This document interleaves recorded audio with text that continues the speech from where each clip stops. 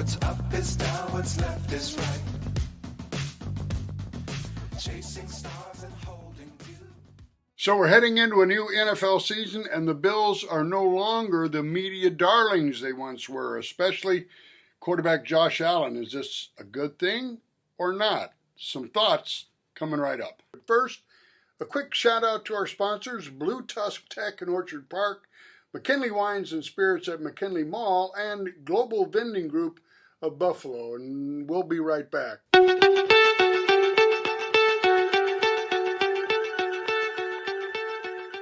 Well, Josh Allen is now on record saying that he has turned down Peyton Manning's offer from Netflix to be a part of that highly successful quarterback series. He says he might do it sometime, but thinks it's a bit invasive. You think? Well, I have some thoughts on that, but I'd like to mention here a couple of our sponsors. Blue Tusk Tech, they're out in Orchard Park. Great back-to-school deals on used and new computers. McKinley Wine and Spirits in Hamburg. Great selection and prices, and Global Vending Group of Buffalo with a worldwide book supply network to help child literacy, and they're right here in Buffalo. As for the Netflix series, good call, Josh. If you win a Super Bowl or two, as Patrick Mahomes has done, all your jokes are funnier and your stories are more colorful and your off-the-field life is probably more interesting, but is it really worth it?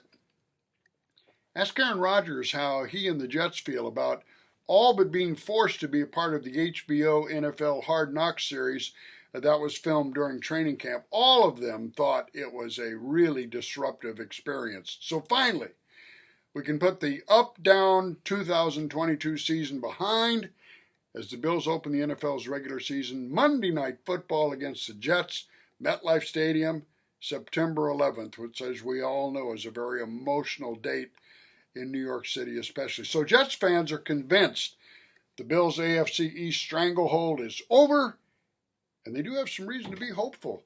The Jets, who did beat the Bills at MetLife 2017 last November, did it with great defense and a kind of a ho-hum offense, but Monday night will be different.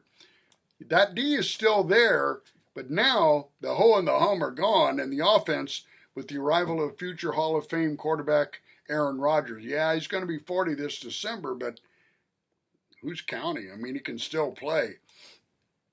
After a couple years dominating play in the regular season, only to come up short in the playoffs, the national media now, as far as the Bills are concerned, kind of jumping ship. Vegas, though, still likes the Bills. They are 2.5-point favorites over the Jets on Monday night as we record this, but the Chiefs, Bengals, Eagles are now the Super Bowl darlings by most observers. Now, it's an honest question to ask, but how is Allen handling a lot of adverse criticism now? You had a 13-3 regular season, you won a playoff game, and then that horrible, embarrassing 27-10 home playoff loss to the Bengals, and it was in the Bills-type elements as well. Now, after some close but no cigar seasons, I sense a little bit of panic creeping into the Bills fans' psyche. Our window is closed, or it's closing, or we'll never get that 13-second meltdown back. Do Allen and the Bills know about all this? Of course they do, and many of them may be feeling a little of that pressure, and they're probably not real comfortable with it. This offseason didn't help. Stephon Diggs went silent, not bothering to clear up rumors and speculation that he was unhappy in Buffalo and so forth. My own feeling is that Allen did the right thing as he did not contact Diggs, reaching out to, quote, clear the air. Allen didn't feel his air needed clearing, and he knew eventually they'd have no choice but to work things out, and in my mind they have, at least for now. Diggs, as we all know him, he's a very emotional guy, eventually did report to mandatory training camp and sort of cleared the air.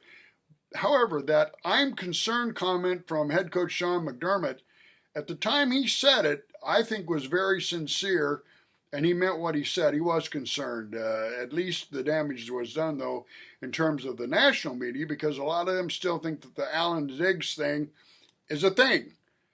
Well, just when I think it's over, controversial talk show host Jason Whitlock, who misreported the initial Diggs speculation, dug an even deeper hole in my opinion. He said, this past week on his Fearless podcast with unnamed sources, of course, that Diggs thinks Allen doesn't have a total commitment to the game.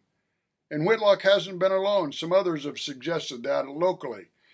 Good old social media. Where's everybody? It has to be an expert. They're after Allen's supposed girlfriend, Haley Steinfeld, suggesting she's somehow a distraction. You think? So Allen is supposed to hibernate in the offseason and avoid public appearances? Of course not. Allen is unbelievably patient with fans of all kinds, and those who know him well insist it's all quite genuine. If he's dating a movie star, let's let her hold the Lombardi Trophy someday. Why not? It's called balance. You've got to have it. Ignore the noise. And right now there is some noise, and it's getting worse. Players don't really read or listen to most of all this garbage, but they do hear about it from well-meaning family and friends. Working closely with Jim Kelly for 9 years, hosting his show on Channel 2, I can guarantee you he heard it all, but he didn't really take it to heart. Thurman Thomas, he had another way of looking at it. He would take it a little further by recording negative rants from some of the GR55 talk show hosts. Then he would play them back in front of the targeted player at his locker after practice. That didn't always go over real well, but Thurman thought it was a hoot, and he used it as motivation for himself. Now, I don't know Allen at all, but I do think he cares what people think to a certain extent. I like that about him, even though he's not afraid to throw it back at times when he feels warranted. So where does the time go? Allen, now heading into his 6th season with the Bills, just turned 27 in May. Hey, he may have 8 to 10 good years, but who knows? His star, as we all know, never brighter than it was when he lost that infamous division playoff game to the Chiefs at Arrowhead, 40-34 in overtime. That was back in 21. Allen slugged it out toe-to-toe with Mahomes.